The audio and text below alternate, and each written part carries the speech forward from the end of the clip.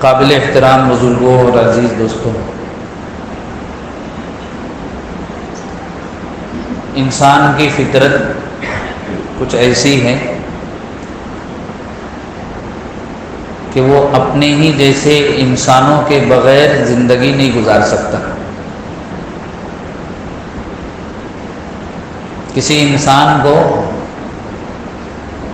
دنیا بھر کی نعمتیں فراہم کر دی جائے اور کسی ایک بڑے محل میں اس کو بند کر دیا جائے، اس محل میں ساری آسائشیں موجود ہو، لیکن وہ انسان تنہا اس میں زندگی گزارے، کوئی دوسرا انسان اس کے قریب بھی نہ، کیا ہوگا؟ کچھ دنوں کے بعد وہ پاگل ہو جائے گا۔ تنہائی انسان کے لیے انتہائی نقصان دہ۔ یہی وجہ ہے کہ آپ دیکھیں گے بچپن سے لے کر 55 تک انسان اپنے دوستوں کی تلاش میں رہتا ہے۔ ایک معصوم بچہ 1.5-2 سال کا معصوم بچہ ہے، گھر میں دوسرا اسی کے ہم عمر بچہ موجود ہوں تو خود بخود دونوں قریب آ جاتے ہیں، ایک دوسرے کے ساتھ کھیلتے ہیں۔ بچے کچھ بڑے ہو جائیں تو اسکول میں اپنے دوست بنا لیتے ہیں، نوجوان ہو جائیں تو اپنا حلقہ بنا لیتے ہیں، یہاں تک کہ بڑے بوڑھے بزرگ حضرات بھی اپنے ہم عمر لوگوں کا ساتھ پسند کرتے ہیں۔ یہ انسان کی فطرت ہے۔ اب جن لوگوں کے ساتھ یہ تعلق ہوتا ہے اس کو دوستی کا نام دیا جاتا ہے، اور یہ دوستی کا رشتہ بڑا پاکیزہ، بڑا اہم اور بڑا مقدس رشتہ ہے۔ ایسا رشتہ ہے کہ سید الانبیاء والمرسلین جناب رسول اللہ صلی اللہ علیہ وسلم نے بھی اس رشتے کو اختیار کیا، اس کا پاس و لحاظ رکھا۔ آپ صلی اللہ علیہ وسلم کے دوست کون تھے؟ صدیق اکبر رضی اللہ عنہ، انہیں آپ کا دوست کہا جاتا ہے۔ تو دوستی ایک عظیم اور پاکیزہ رشتے کا نام ہے، اور یہ رشتہ اگر اصول و آداب کے ساتھ نبھا لیا جائے تو بہت ساری خیر اور برکتوں کے حصول کا ذریعہ ہے، اور اسی رشتے کو بے اصولی کے ساتھ بڑھایا اور چلایا جائے تو یہی رشتہ بہت ساری خرابیوں کا ذریعہ ہے۔ فارسی کا شاعر کہتا ہے نا، صحبت صالح ترا صالح کند، صحبت طالح ترا طالح کند۔ اچھوں کی صحبت اختیار کرو، وہ تمہیں اچھا بنا دے گی، بروں کی دوستی تمہیں برا بنا دے گی۔ کہتے ہیں کسی انسان کے اخلاق اور کردار معلوم کرنے ہوں کہ وہ کیسے ہیں تو اس کو مت دیکھو، بلکہ اس کے دوستوں کو جا کر دیکھو، وہ جیسے ہوں گے ویسا ہی یہ بھی ہوگا۔ اس لیے کہ کنت ہم جنس باہم جنس پرواز، کبوتر با کبوتر باز بابا۔ انسان انہی لوگوں کا ساتھ پسند کرتا ہے جو اس کے مزاج سے مطابقت رکھتے ہیں، جن کی پسند ناپسند اس کے جیسی ہے۔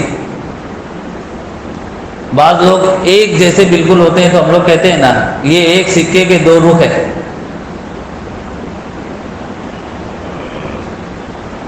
آپ دیکھو کبوتر کبوتر کے ساتھ پرواز بھرتا ہے، باز کے ساتھ اڑان بھرتا ہے، تو ویسے ہی انسان ان لوگوں کے ساتھ رہتا ہے جو اس کے اپنے جیسے۔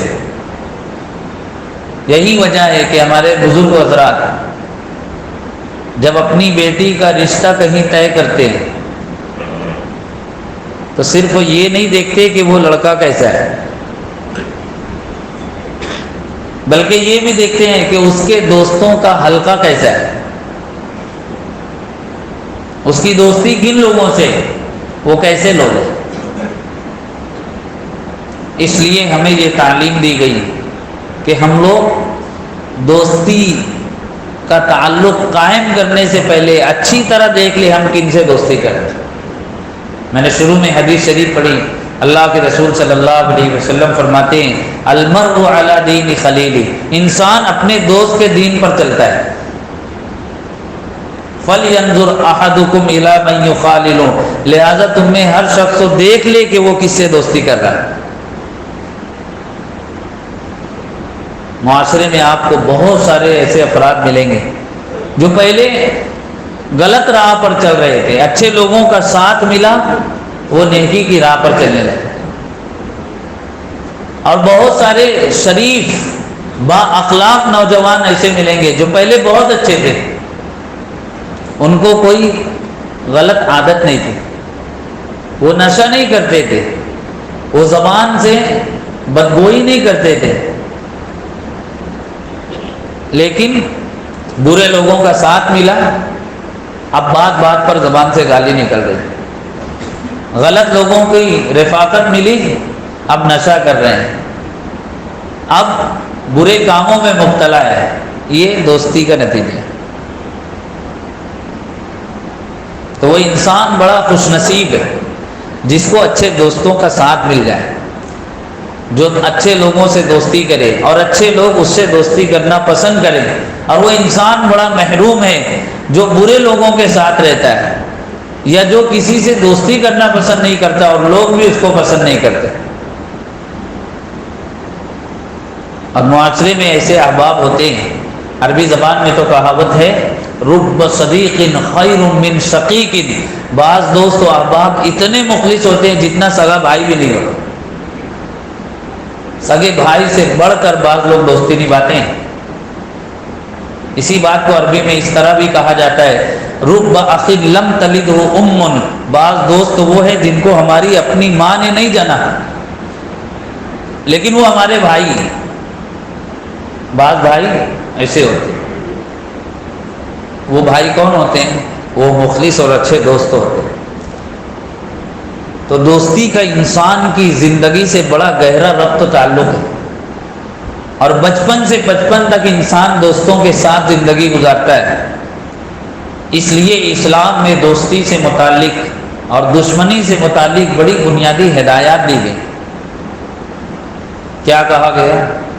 سب سے بنیادی بات، دوستی ان لوگوں سے کی جائے جو ایمان والے، والمؤمنون والمؤمنات بعضهم اولیاء بعض، ایمان والے مرد اور ایمان والی عورتیں یہ سب آپس میں ایک دوسرے سے ایک خصوصی تعلق رکھتے ہیں، دوستی کا، ہمدردی کا، مخلصانہ رفاقت کا، اور یہ سب ایک دوسرے کے معاون اور مددگار ہیں۔ مطلب غیر مسلموں سے اس درجے کی دوستی نہیں رکھنی چاہیے کہ جس کی وجہ سے ہم ان کے دین و مذہب سے متاثر ہو جائیں یا ہمارا اپنا دین و ایمان خطرے میں پڑ جائے۔ ان لوگوں سے تعلق ہو لیکن بوقت ضرورت، بقدر ضرورت۔ کاروبار کی وجہ سے، پڑوس کی وجہ سے، کسی اور وجہ سے رشتہ قائم کیا جائے، بوقت ضرورت، بقدر ضرورت، لیکن اصل دوستی، تعلق اور رشتہ داری جن لوگوں سے ہو وہ ایمان والے ہو۔ حضور نے فرمایا کہ متقی اور پرہیزگار لوگوں سے دوستی رکھو اور تمہارے دسترخوان پر نیک لوگ کھانا کھائیں۔ مطلب برے لوگوں سے تمہارا تعلق نہیں ہونا چاہیے۔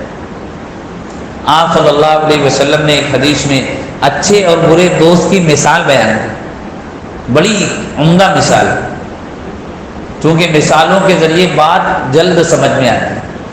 آپ نے فرمایا اچھے دوست کی مثال ایسی ہے جیسے مشک بیچنے والا، عطر و فروش، آپ اس کی دکان پر جا کر بیٹھو، وہ آپ کو عطر یوں ہی لگا دے، نہ بھی لگائے تو اس کی خوشبو تم تک ضرور پہنچے گی۔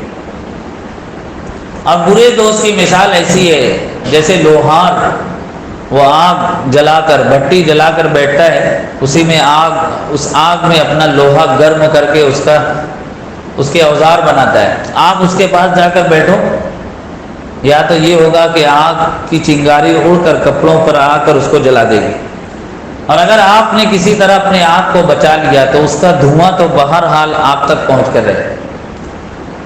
ایسے ہی اچھے اور برے دوستوں کے اخلاق اور کردار سے انسان کسی نہ کسی درجے میں متاثر ہو کر رہتا ہے۔ تو پہلی بنیادی ہدایت یہ دی گئی، ہمارا رشتہ اور تعلق ایمان والے سے، اور ایمان والوں میں ان لوگوں سے ہو جن کے اخلاق اور کردار بلند اور پاکیزہ ہے۔ اور دوسری ہدایت یہ دی گئی کہ ہم یہ دوستی کا تعلق صرف اللہ کی رضا کے لیے رکھیں۔ وہ میرے محلے کا ہے اس لیے میرا دوست ہے، وہ مالدار ہے اس لیے دوستی قائم کی جا رہی ہے، وہ بڑے عہدے اور منصب والا ہے اس لیے اس کے ساتھ رشتے استوار کیے جا رہے ہیں، یہ غلط بنیاد ہے۔ دوستی اللہ کی رضا کے لیے، اللہ کی محبت میں ہو۔ نبی کریم صلی اللہ علیہ وسلم نے ارشاد فرمایا، کل قیامت کے دن 7 لوگوں کو اللہ اپنے عرش کا سایہ عطا کریں گے، جس دن کوئی سایہ نہیں ہوگا۔ ان 7 لوگوں میں ایک قسم ان لوگوں کی ہے جو آپس میں صرف اللہ کی رضا کے لیے محبت اور تعلق رکھتے ہیں۔ ان کا تعلق اللہ کی رضا کی بنیاد پر ہے، اور جب اللہ کی رضا کے لیے تعلق قائم ہوگا تو 2 دوست تو آپس میں مل کر کوئی گناہ نہیں کریں گے، اور گناہ کے کاموں میں ایک دوسرے کی مدد نہیں کریں گے۔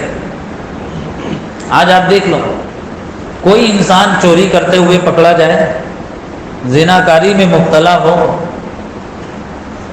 قتل و غارت گیری میں ملوث ہو، وہ یہ کام عام طریقے پر اکیلا نہیں کرتا، نہ اپنے گھر والوں کو بتا کر کرتا ہے، سب سے بڑا اس کا معاون اس کا دوست ہوتا ہے۔ جو بات انسان اپنے باپ سے نہیں کہتا، اپنے بیٹے سے نہیں کہتا، اپنے سگے بھائی سے جو بات وہ شیئر نہیں کرتا، وہ دوستوں کو بتا دیتا۔ یہی وجہ ہے کہ جرائم پیشہ افراد کو پولیس تلاش کرتی ہے، ان کے دوستوں کو پہلے اٹھاتا ہے،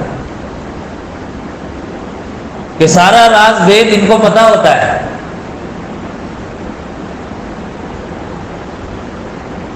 اس لیے اچھے لوگوں کی صحبت اور اچھے لوگوں کا ساتھ، اور اس ساتھ کی بنیاد اللہ کی رضا۔ حدیث شریف میں رسول اللہ صلی اللہ علیہ وسلم نے ارشاد فرمایا، قیامت کا دن ہوگا، کچھ لوگ آئیں گے، ان کے چہرے نور سے جگمگا رہے ہوں گے، وہ موتیوں کے منبر پر جلوہ افروز ہوں گے، سارے انسان ان کو دیکھ کر ان کی شان پر رشک کریں گے۔ پھر آپ نے کہا، نہ وہ نبی ہوں گے نہ شہید ہوں گے۔ صحابہ حیران کہ اتنا بلند مقام یا تو کسی نبی کا ہو سکتا ہے یا کسی شہید کا ہو سکتا ہے، پھر یہ کون لوگ ہوں گے؟ تو ایک صحابی نے کہا، اللہ کے رسول ان کی پہچان بتائیے، ان کا عمل کیا ہوگا جس کی وجہ سے اللہ قیامت کے دن ان کو یہ مقام بلند عطا کرے گا؟ تو آپ نے فرمایا، یہ وہ لوگ ہوں گے جو آپس میں اللہ کی رضا کے لیے دوستی اور محبت رکھتے ہیں، اللہ کی رضا کے لیے کوئی اور غرض نہیں ہوتی، ایک دوسرے سے ملتے ہیں اللہ کو راضی کرنے کے، ایک دوسرے سے جدا ہوتے ہیں اللہ کی رضا کی خاطر۔ تو دوسری بنیاد کہ دوستی کی وجہ اللہ کی رضا ہونی چاہیے۔ تیسری چیز، انسان کو اپنے دوست کے اخلاق اور کردار کو سنوارنے کی فکر ہونی چاہیے، نیک کاموں میں ایک دوسرے کی معاونت کرنی چاہیے۔ تعاونوا علی البر والتقوی، نیکی کے کام میں ایک دوسرے کی مدد کرو، ولا تعاونوا علی الاثم والعدوان، اور گناہ کے کام میں، دشمنی کے کاموں میں ایک دوسرے کی مدد مت کرو۔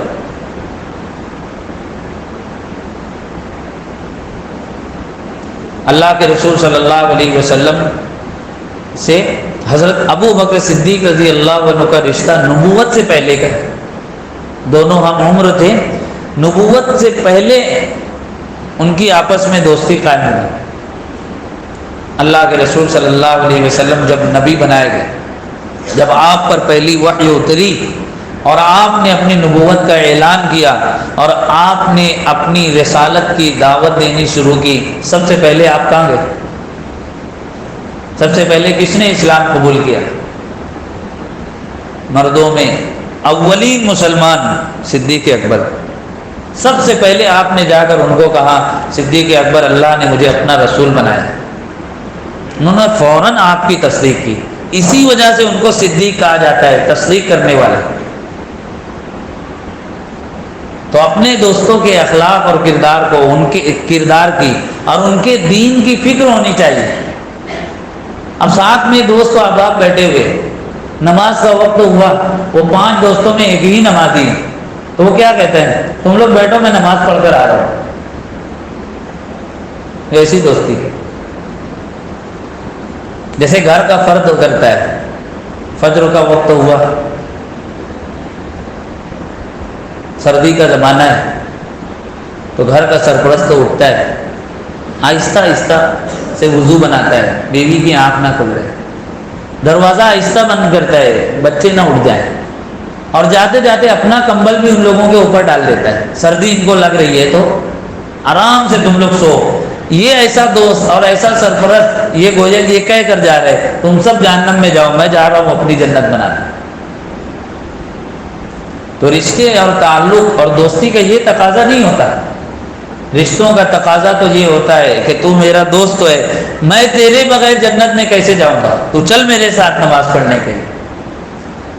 کوئی دوست گناہ کی طرف جا رہا ہے، اس کا ہاتھ پکڑ کر روکے کہ میں تجھے اس گناہ میں مبتلا نہیں ہونے دوں۔ اور یہی سچے دوست کی مثال اور یہی سچے دوستوں کی پہچان ہے۔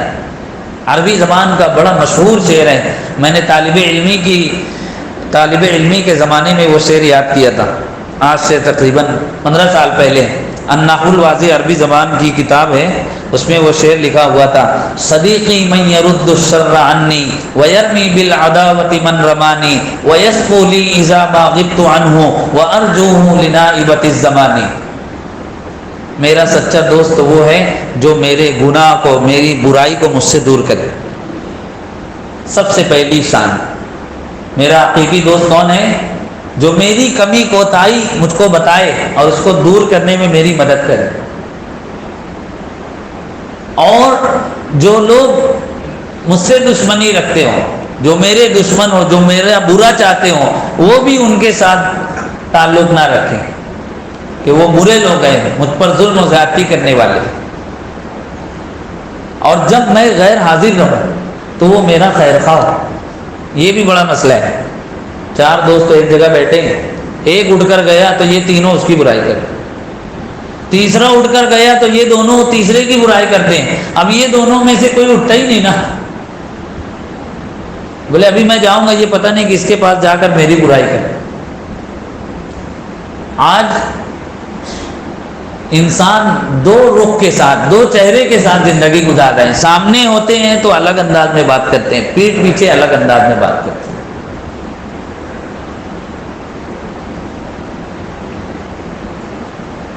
مجمع میں الگ انداز ہے، تنہائی میں الگ۔ 2 4 نہیں مجھ کو فقط ایک بتا دو، اندر سے بھی جو شخص ہو باہر کی طرح، جس کا اندر اور بیرون ایک جیسا، یہ فرق ہے۔ تو شاعر کہتا ہے وَيَسْقُو لِي إِذَا مَا غِبْتُ عَنْهُ، جب میں اپنے دوست کے پاس نہیں ہوتا تو میری برائی نہیں کرتا، بلکہ اس وقت بھی وہ میرا خیر خواہ ہوتا ہے۔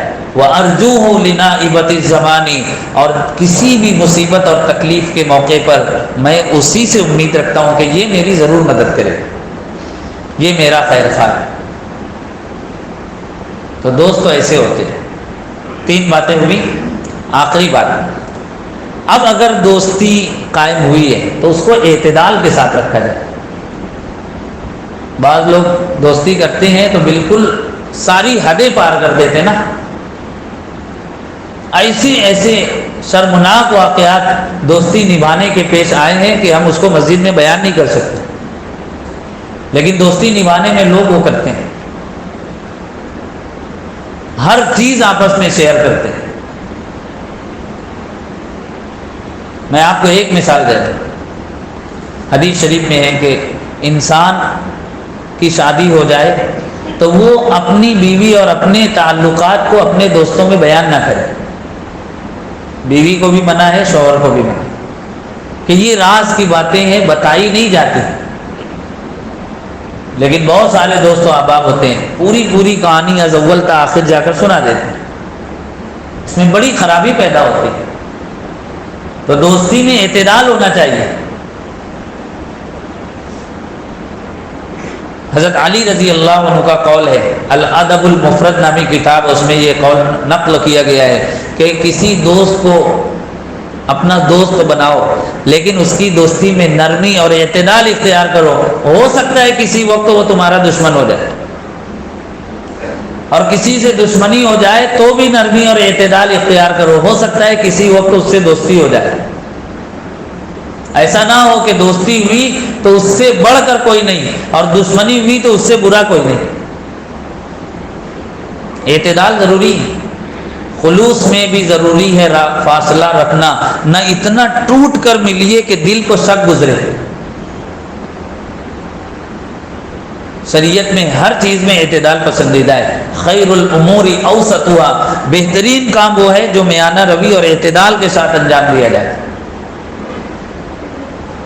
تو دوستی میں اعتدال، 4 باتیں ہوئی۔ آخری بات، اگر کبھی دوست سے کوئی غلطی ہو جائے، حق تلفی ہو جائے، وہ ہمارے ساتھ بدسلوکی کر بیٹھے تو کیا کیا جائے؟ تو صبر و برداشت کا مظاہرہ، عفو درگزر، یہ بھی ہمیں تعلیم دی، اس لیے کہ ہم جن کے ساتھ رہتے ہیں عام طریقے پر تکلیف بھی انہی کی طرف سے پہنچتی۔ دیکھا جو تیر کھا کے کمی گاہ کی طرف، اپنے ہی دوستوں سے ملاقات ہو گئی۔ آج ہر انسان تکلیف میں مبتلا اگر ہے تو اس کا سبب اس کے اپنے عام طریقے پر، اجنبیوں سے تو ہمارا تعلق ہی نہیں، وہ ہم کو پہچانتے ہی نہیں۔ اس لیے میں کہتا ہوں کہ دنیا کے مسلمان یہود و نصارہ سے تو پریشان ہیں، لیکن مسلمان سے بھی پریشان ہے۔ بتا دیجئے کوئی دوست جو اپنے دوستوں کی شرپسندی کا شکار نہ ہوا، بتا دیجئے کوئی بھائی جو اپنے بھائیوں کی حق تلفی سے پریشان نہ ہو، دکھا دیجئے کوئی گھرانہ جہاں ساس بہو کے آپس میں جھگڑے نہ ہو، جہاں میاں بیوی میں ناچاقی نہ ہو۔ لوگ اپنوں سے پریشان ہیں، اس لیے غیروں کے ظلم و جور کا شکوہ ہی کیوں کریں، ہم دوستوں سے جام ستم ہے پیے ہوئے۔ تو اب جب اپنوں ہی کے ساتھ ہمیں رہنا ہی ہے، ان کے بغیر تو زندگی گزرے گی نہیں۔ میں نے شروع میں کہا کہ انسان اپنوں کے بغیر، اپنے جیسے انسانوں کے بغیر زندگی نہیں گزار سکتا۔ اب ہمیں جب اپنوں کے ساتھ رہنا ہی ہے تو اتنا بڑا دل لے کر چلنا ہے کہ اپنے بھائی کی طرف سے، بیوی کی طرف سے، دوست و احباب کی طرف سے، رشتہ داروں کی طرف سے بدسلوکی کا سامنا ہو، حق تلفی کا سامنا ہو، ظلم و زیادتی کا سامنا ہو تو ہم عفو درگزر کا مظاہرہ کریں۔ اینٹ کا جواب پتھر سے دینا اور برائی کا بدلہ برائی سے دینا، یہ ایمان والے کی شان نہیں۔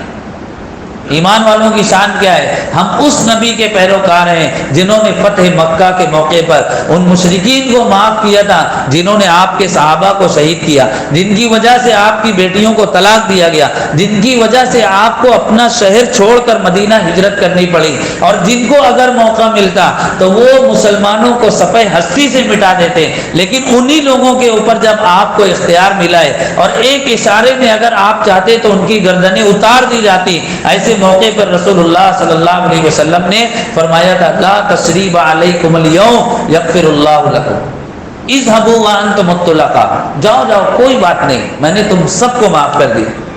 افسوس اس نبی کا نام لے ہوا مسلمان آج شوہر بیوی کو، بیوی شوہر کو معاف کرنے کو تیار نہیں۔ نتیجہ کیا ہے؟ اب چلے جائیے دارالقضاء، چلے جائیے دارالفتاء، چلے جائیے پولیس اسٹیشن، کبھی چلے جائیے مہیلا منڈل اور مقامی عدالتوں کا جائزہ لے لیجئے، مسلمان کے خلاف مقدمہ بازی کر رہا ہے، مسلمان کے خلاف کیس کر رہا ہے، مسلمان پر حملہ کر رہا ہے، اس لیے کہ آپس کے حقوق اور اخوت اور رواداری کا اور دوستی کا درس اور اپنائیت کا درس ہم نے بھلا دیا۔ بعض مسلمان تو ماشاءاللہ برادران وطن کے ساتھ بہت اچھا سلوک کرتے ہیں، برادران اسلام کے ساتھ کوئی نرمی نہیں کرتے،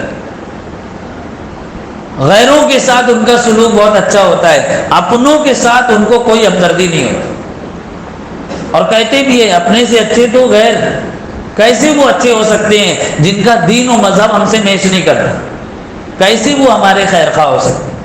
اس لیے آخری بات یہ کہ ہم بڑا دل لے کر چلیں، معمولی باتوں پر آپے سے باہر ہو جانا، درگزر سے کام نہ لینا اور جھگڑا کرتے رہنا ایک ایمان والے کی شان نہیں۔